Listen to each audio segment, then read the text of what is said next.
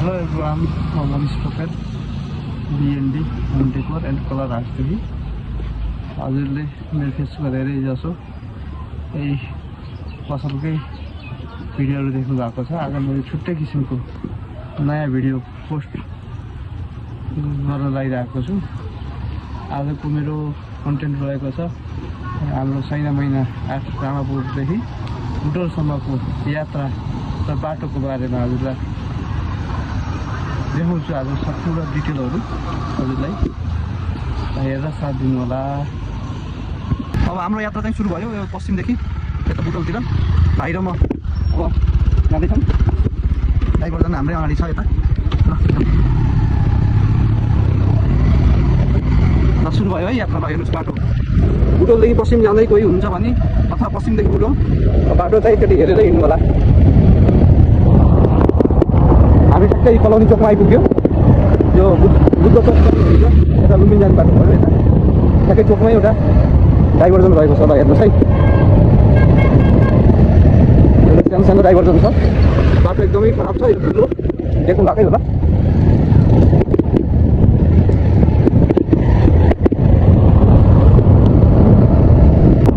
फेरि एउटा डाइभर्जन नजिक नजिक डाइभर्जन काम भइरहेको छ। अरू चाहिँ बर्खाले गर्दा छैन होला।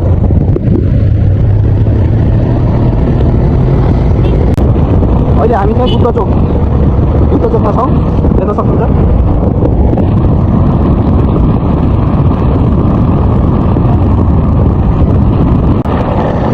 बुद्ध नगरपछि एनसिया चोक रहेको छ। मलमला फास्ट चार्जिङ स्टेसन हो। अहिले फेरि हाम्रो यताको बाटो चाहिँ फेरि अवरोध भएको छ। हिजो अस्तिको पानीले चाहिँ बाटो चाहिँ बिगारिदिएको छ। फेरि यता डाइभर्जन अलिकति अगाडि नै सरेर जानुपर्ने अवस्था छ।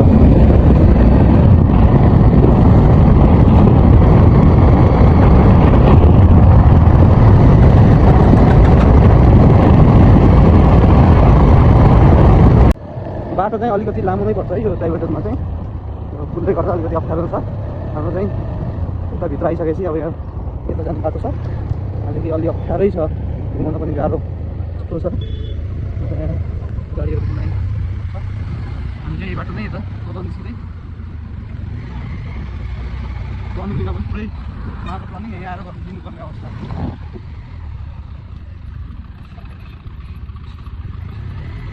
कति गाह्रो हेर्नुहोस्।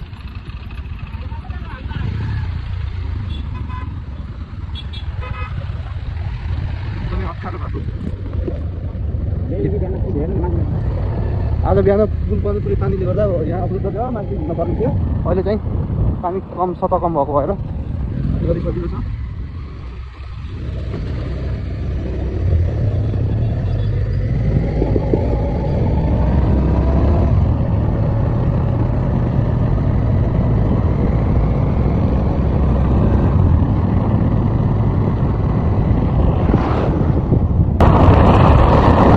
साह्रै धुलो।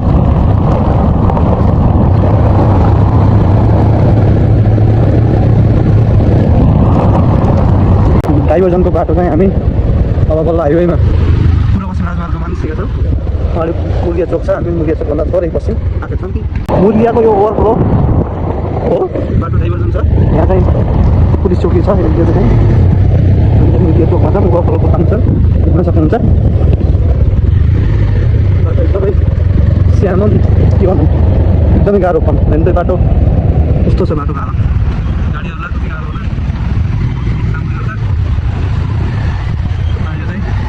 मुर्गिया चोक रहेको छ। मुर्गिया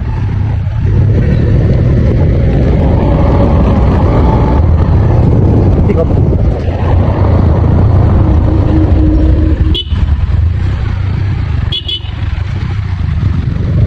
फेरि अर्को डाइभर्जन नसकिँदै अर्को डाइभर्जन छ।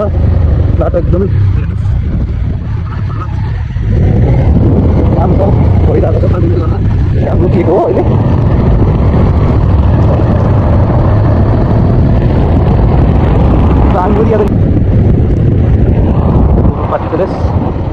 हामी चाहिँ कालिका चोक आइपुगेको अहिले। स्लो गाडीको स्पिडले बाइकहरूलाई चाहिँ एकदमै गाह्रो स्याप दिन्छ।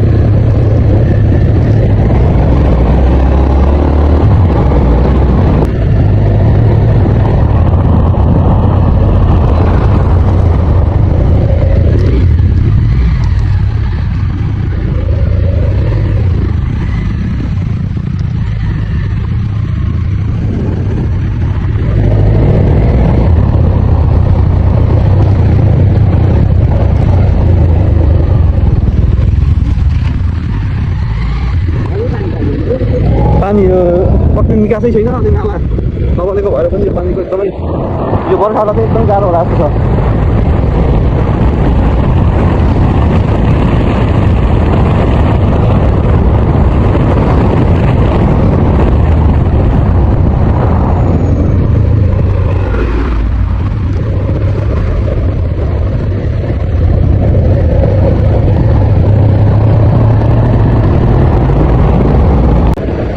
बाटोको अवस्था हेर्नुहोस् यहाँ पानी पुरै बाढी आएको छ। हामी चाहिँ लगभग राजयोगिया चोक आइसकेका छौँ। राजयोगिया चोकको अवस्था एकदमै गाह्रो छ।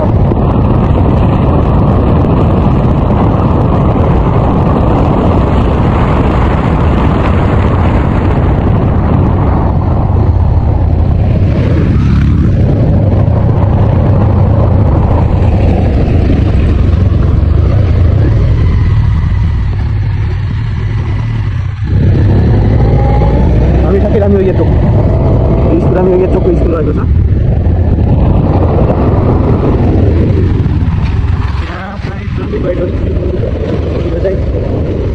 त्यो चाहिँ के आइडिया चाहिँ भएन है मलाई के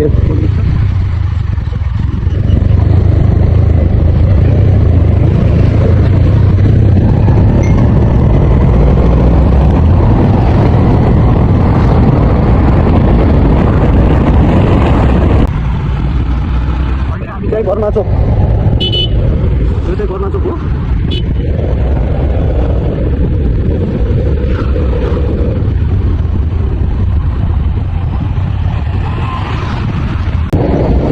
र हेर्नुहोस् है कोरियन नेपाल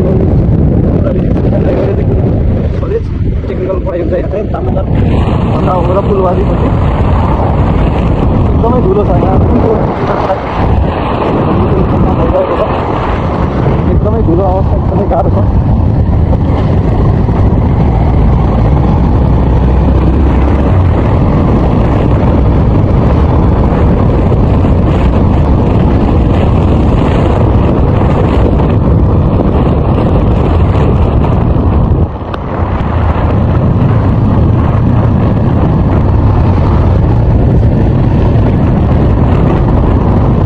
हामी लगभग दामनगर आइपुगेका छौँ। हेर्न सक्नुहुन्छ यहाँ पनि यहाँ ओभरफ्लो रहेको छ एउटा दामनगर चोकमा पनि एउटा ओभरफ्लो चाहिँ छ बनिरहेको छ।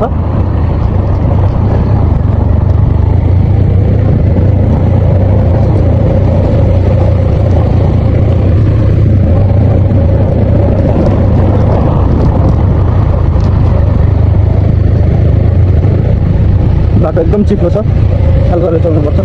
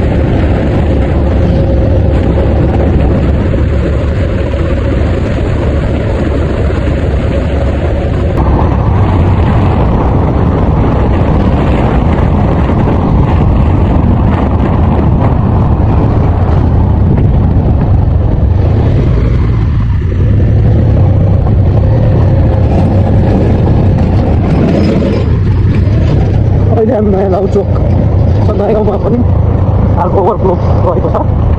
टोटल गोसीसम्म 6वटा सायद 6-7वटा ओभरफ्लो छ।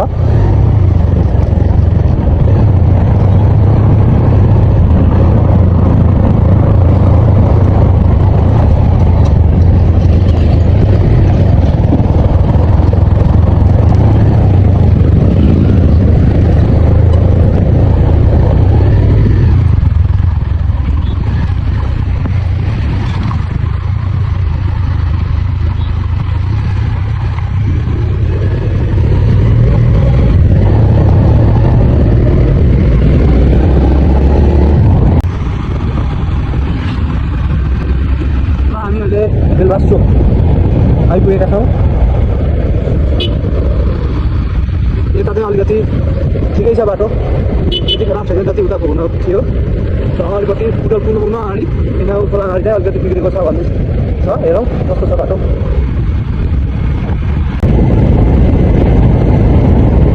बेलबास शान्ति चोक आइपुगेका छौँ हामी अहिले चाहिँ।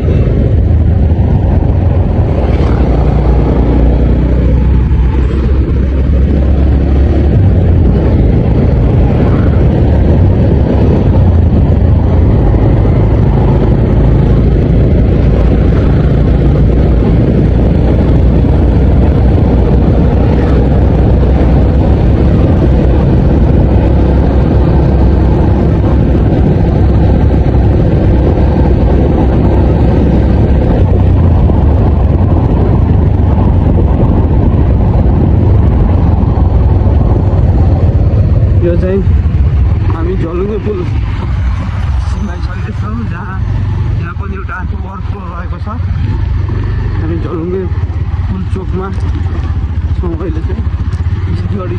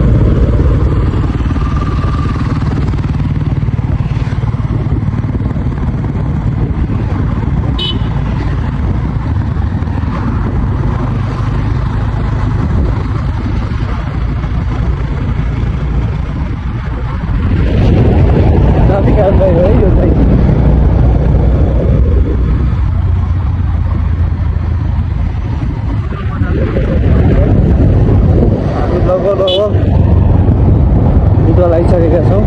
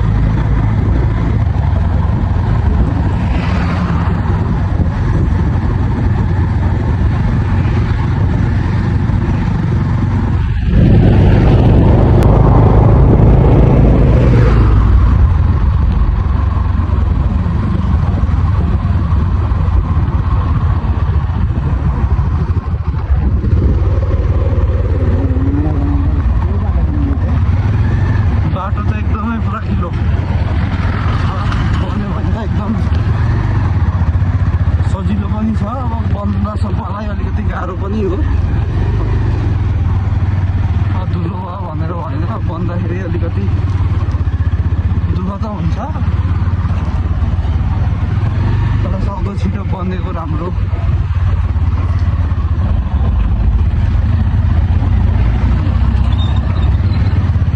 बनेपछि ठ्याक्कै 20 मिनट कलमदेखि बुटवल हाल्नुको 20 मिनट म्याक्सिमम 20 मिनटै हुन्छ। यदि बाटो सबै फराकिलो पिच भयो भने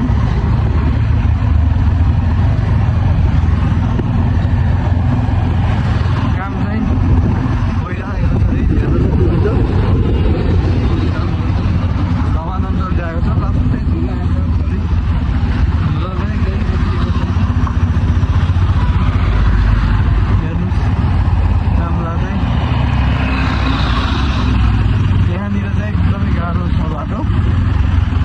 भन्दा पनि साउलो छ, अप्ठ्यारो छ। यहाँ बन्दैछ, निर्माण कार्य भइरहेको छ।